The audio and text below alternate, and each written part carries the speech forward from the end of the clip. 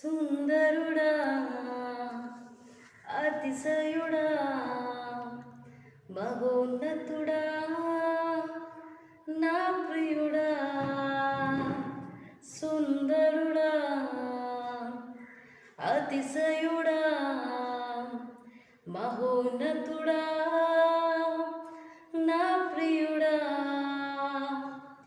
10,000లో నీవు అతి సుందరుడవు